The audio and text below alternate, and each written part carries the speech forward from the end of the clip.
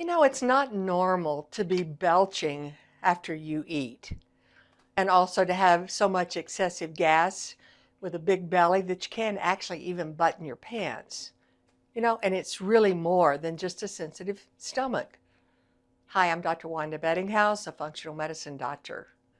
Even though SIBO, means small intestinal bacterial overgrowth, is becoming more and more common, many conventional doctors actually don't recognize the symptoms and also what may be the causes of this chronic digestive issue.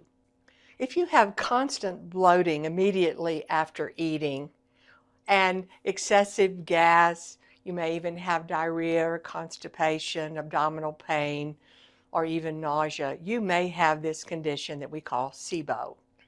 Now, there are different types of SIBO. So in order to make a proper diagnosis, we do a breath test so that we can determine whether you have predominant hydrogen cause or methane as a cause for your SIBO. And it's important to differentiate those from each other because the treatment plan may be slightly different. Now, in some cases, the use of antibiotics may be appropriate and even necessary, but frequently also using a more natural approach with a modification in diet and using natural herbal remedies can be just as effective and sometimes even more effective than using antibiotics.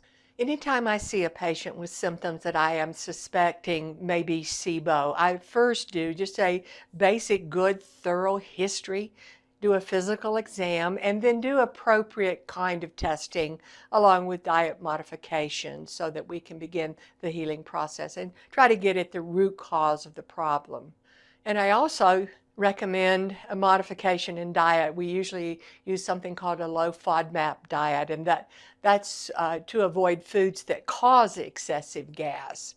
And along with that, of course, we were going to use natural agents if it seems appropriate after the laboratory tests tell us what type of SIBO may be going on. You know, in functional medicine, we're always looking upstream. What caused this to begin with?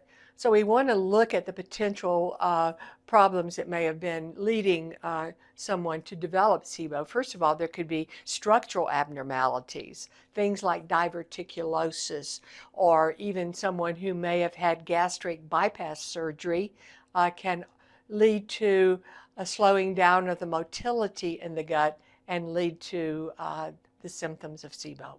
Now, there are also other causes like medications, the use of antispasmodic drugs, or the use of what we call PPIs, protein pump inhibitors, or even the use of things like antibiotics over a long period of time can distune and disorder the GI tract and lead to the development of SIBO.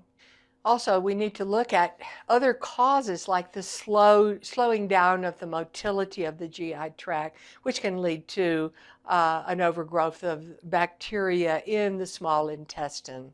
Now, to go deeper into this issue of SIBO and other chronic GI symptoms, you'll want to register for my free mini course on the importance of a healthy gut by simply clicking on the link below this video.